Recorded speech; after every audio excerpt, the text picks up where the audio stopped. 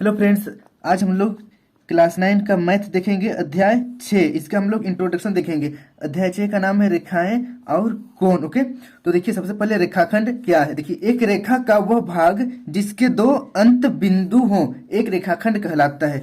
तो यहाँ पर समझ में आ रहा है कि कोई भी एक रेखा है, जैसे कि यहाँ पर मान कर चलिए ये एक रेखा है। ओके, यहाँ पर रेखा इस तरीके से रहता है, इधर तीर चिन्ह रहता है, इधर भी तीर चिन्ह रहता है। लेकिन अगर इसका कोई अंत बिंदु है, जैसे यहाँ पर ओके, यहाँ पर अंत बिंदु है, तो इसको हम लोग रेखाखंड बोल सकते हैं। ए और ये बी है। ओके, यहाँ पर ए और बी रेखाखंड है। आप रेखाखंड में इस तरीके से भी बना सकते हैं, यहाँ पर एरो को हटा सकते हैं, बस इस तरीके से। ये हमारा रेखाखंड ए और बी, रेखाखंड ए बी। ओके, ये एक पूरा रेखा है देखिए, और इसका एक छोटा सा टुकड़ा हम लोग यहाँ पर निकालें, इसी को बोलते हैं रेखाखंड। ओके, रेखा का एक खंड को रेखाखंड कहा जाता है। फिर देखिए किरण, रेखा का वह भाग जिसका एक अंत बिंदु हो एक किरण कहलाता है। तो देखिए रेखाखंड में दो अंत बिंदु था और किरण में एक अंत बिंदु रहेगा। जैसे कि यहाँ पर मैं बनाता हूँ किरण इस तरीके से। ओके, यहाँ पर एरो रहेगा, मतलब ये आगे बढ़ेगा, और यहाँ पर ये अंत बिंदु रहेगा, इससे इधर पीछे नहीं आएगा। क्लियर है? तो इसको बोलते हैं हम लोग किरण, जिसका एक और हम लोग अनिश्चित बोल सकते हैं और दूसरा छोर निश्चित होता है। एक और बढ़ता है, एक और नहीं बढ़ता है, एक अंत बिंदु होता है और एक अनंत बिंदु होता है। ओके, इसको बोलते हैं किरण। फिर देखिए नीचे संरेख बिंदु। ओके, संरेख बिंदु, यदि तीन या अधिक बिंदु एक ही रेखा पर स्थित हो तो वे संरेख बिंदु कहलाते हैं। तो देखिए अगर मान कर चलिए यहाँ पर एक बिंदु है, यहाँ पर बोला जा रहा है तीन बिंदु, यहाँ पर एक बिंदु है, यहाँ पर एक बिंदु है, ये दोनों बिंदु को मिलाएंगे हम लोग। ओके, ये बिंदु को मिलाएंगे तो देखिए यहाँ पर एक रेखा बन रहा है। ओके, मान के चलिए बिंदु यहाँ पर है, एक रेखा बन रहा है, और अगर एक ही रेखा पर यहाँ पर और एक बिंदु है तो ये तीनों बिंदु है देखिए संरेखी है, मतलब एक ही रेखा पर है। ओके, और मान कर चलिए अगर इस तरीके से रहता है, यहाँ पर एक बिंदु, यहाँ पर एक बिंदु, यहाँ पर एक बिंदु। अब देखिए तीनों एक लाइन पर नहीं है, एक ऊपर है देखिए, तो इसको हम लोग बोल सकते हैं असंरेखी। ओके, ये हमारा बिंदु जो है वो असंरेखी है। संरेखी ये वाला है और ये वाला असंरेखी है। अब देखते हैं नीचे कोण। हमारा कोण देखिए, जब दो किरणें एक बिंदु से प्रारंभ होती है तो एक कोण बनता है। ओके, तो देखिए जब दो किरणें एक बिंदु से प्रारंभ होती है, मान कर चलिए यहाँ पर एक बिंदु है, यहाँ से दो किरणें। ओके, मानकर चलिए मैं यहाँ पर एक किरण इधर बनाता हूं, ये एक किरण है। ओके, और एक किरण यहां से इधर जा रहा है इस तरीके से। तो देखिए यहाँ पर हमारा कोण बनेगा। यहाँ पर प्रारंभ देखिए, यहाँ पर प्रारंभ हो रहा है। क्लियर है? दो किरणें एक बिंदु से प्रारंभ होती है, मतलब इस बिंदु से प्रारंभ हो रहा है, तो यहाँ पर हमारा कोण बनेगा। ओके, दोनों यहाँ पर जो किरण है उसका जो दूरी है इसको हम लोग एक्चुअल में कोण कहते हैं, इसको डिग्री से मेजर करते हैं। ओके, तो ये हमारा कोण हो जाएगा। ये भी दिक्कत नहीं होना चाहिए, बहुत ही आसान है। अब बढ़ते हैं नेक्स्ट टॉपिक की ओर। नेक्स्ट देखिए भुजाएं। ओके, भुजाएं, कोण को बनाने वाली दो किरणें कोण की भुजाएं कहलाती है। तो देखिए कोण को बनाने वाली दो किरणें को हम लोग भुजा कहते हैं। तो देखिए यहाँ पर एक किरण इस तरीके से है और एक किरण इस तरीके से है।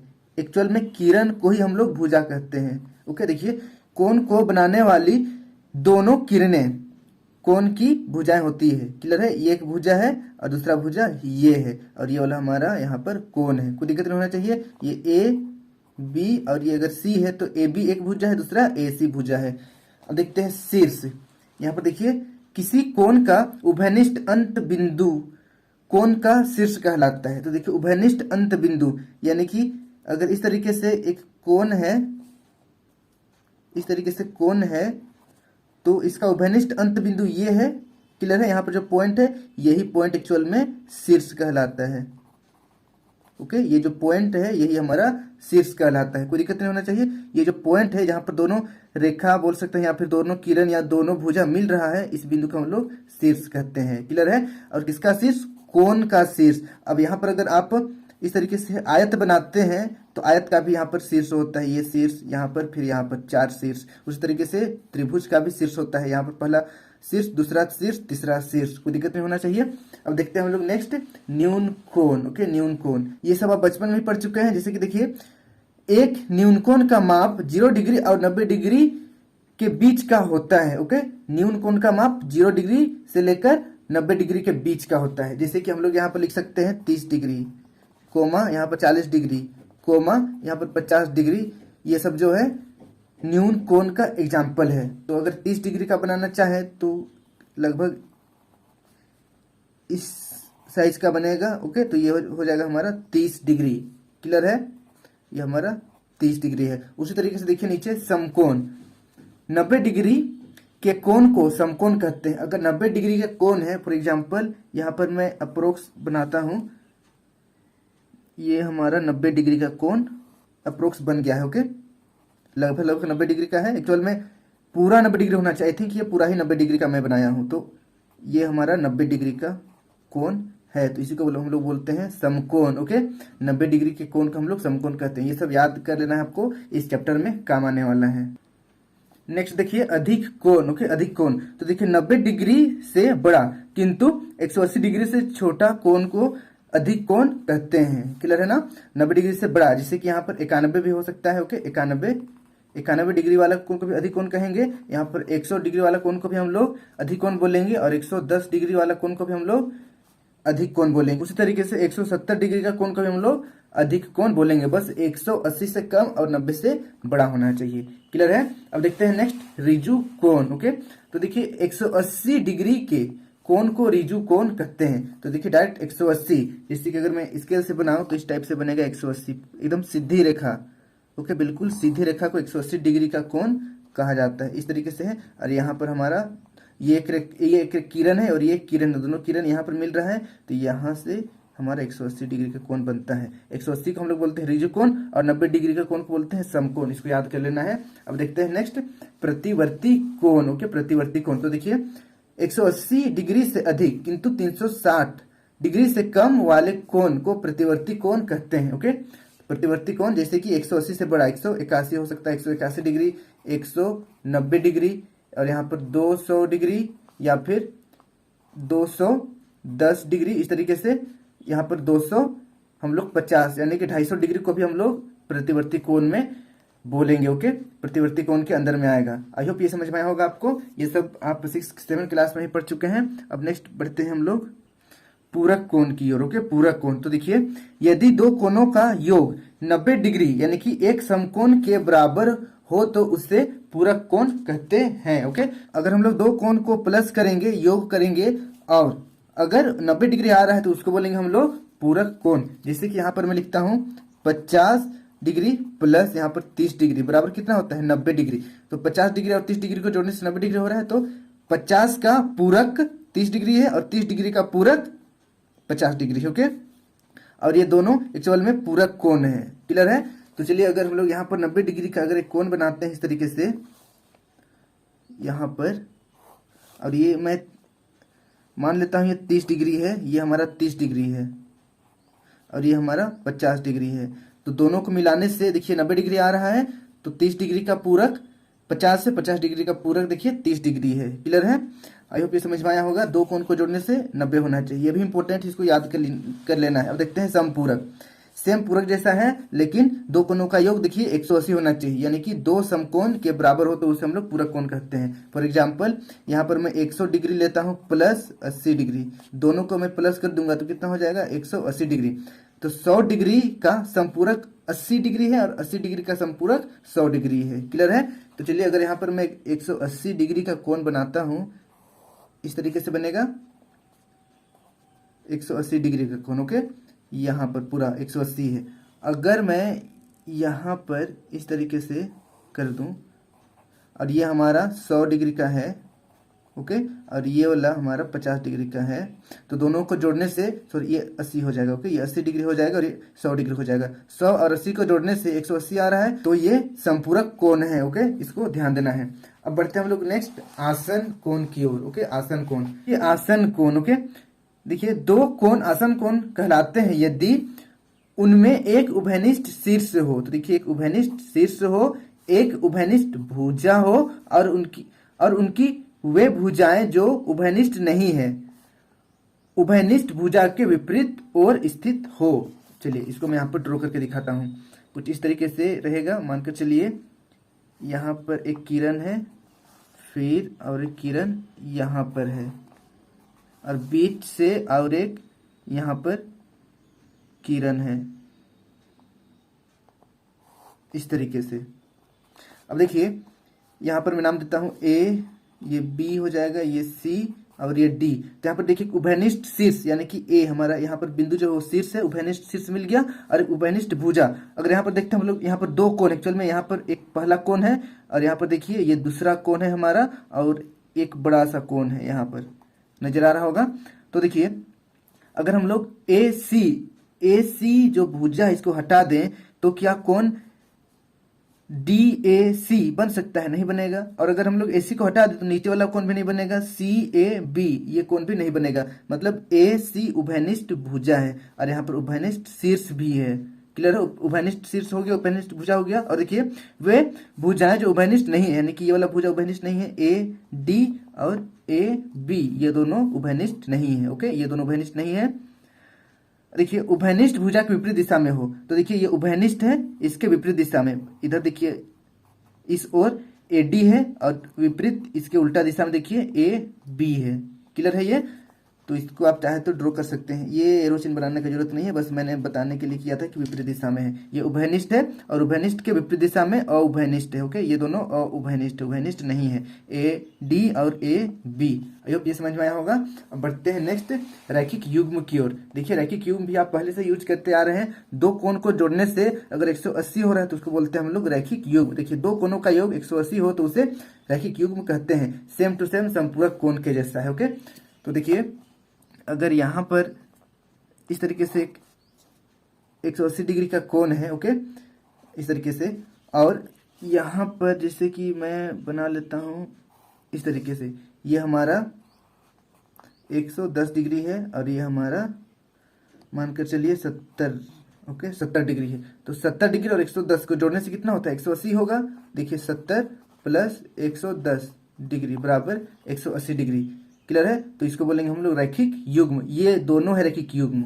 ओके, युग्म मतलब दो का जोड़ा होता है, तो 70 का रैखिक युग्म हो जाएगा 110। ओके, एक्चुअल में ये दोनों एक साथ आएगा रैखिक युग्म में। ये भी इंपॉर्टेंट है। ओके, ये बहुत ही काम का चीज है, इसको याद रखना है। रैखिक युग्म दो कोण को जोड़ने से 180 होता है। अब बढ़ते हैं हम लोग नेक्स्ट टॉपिक की ओर। नेक्स्ट देखिए शीर्षाभिमुख कोण। ये आप लोगों के लिए फिलहाल आई थिंक न्यू होगा। ओके, तो देखिए अगर इस तरीके से दो रेखा रहेगा जो एक दूसरे को प्रतिच्छेद करेगा इस तरीके से। ओके, यहाँ पर ये रेखा हो गया। उभयनिष्ठ कोण किसको बोलते हैं? देखिए ये वाला एक कोण बनेगा, दूसरा कोण ये बनेगा, तीसरा कोण ये बनेगा, चौथा कोण ये बनेगा। ओके, इस तरीके से कोण बनेगा। तो देखिए ऊपर वाला कोण जितना रहेगा उतना ही नीचे वाला कोण भी रहेगा। इसको बोलते हैं हम लोग शीर्षाभिमुख कोण। ओके, ये वाला कोण इस कोण के बराबर रहेगा और ये दोनों कोण को हम लोग शीर्षाभिमुख कोण कहते हैं। और ये वाला जो कोण है वो इस कोण के बराबर रहेगा। ओके, शीर्षाभिमुख कोण बराबर होता है। ये वाला और ये वाला को हम लोग शीर्षाभिमुख बोलेंगे और इसको शीर्षाभिमुख कोण बोलेंगे। तो चलिए मैं यहाँ पर नेमिंग कर देता हूँ। ये वाला मानकर चलिए यहाँ पर O है, ये A है, B C D। यहाँ पर देखिए कोण AOB का शीर्षाभिमुख कोण हो जाएगा कोण COD और कोण AOD का शीर्षाभिमुख कोण हो जाएगा COB। क्लियर है? इसको बोलते हैं शीर्षाभिमुख कोण। बस ऊपर नीचे दाएं बाएं वाला को शीर्षाभिमुख कोण कहते हैं। इसका शीर्षाभिमुख कोण ये वाला हो जाएगा और इसका शीर्षाभिमुख कोण ये वाला हो जाएगा। अब बढ़ते हैं नेक्स्ट देखिए अभिगृहित की ओर। ओके, अभिगृहित ये इंपॉर्टेंट है। देखिए यदि एक किरण एक रेखा पर खड़ी हो तो इस प्रकार बने दोनों आसन कोणों का योग 180 डिग्री होता है।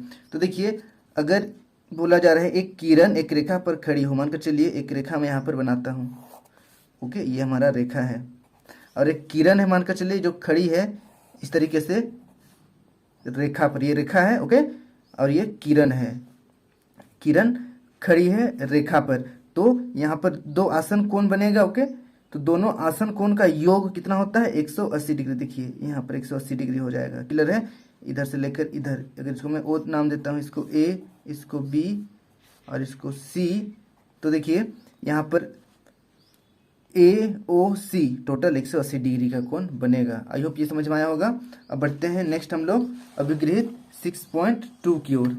तो देखिए यदि दो आसन कोणों का योग 180 है, ओके, दो आसन कोण का योग 180 है तो उसकी अउभयनिष्ठ भुजा एक रेखा बनाती है। देखिए अगर यहाँ पर हम लोग दो आसन कोण को जोड़ते हैं तो 180 होता है, तो अउभयनिष्ठ भुजा जो होगा वो रेखा बनाएगा। मानकर चलिए यहाँ पर मैं एक रेखा कोण बना लेता हूँ। ओके, ये कोण है और दूसरा ये कोण है।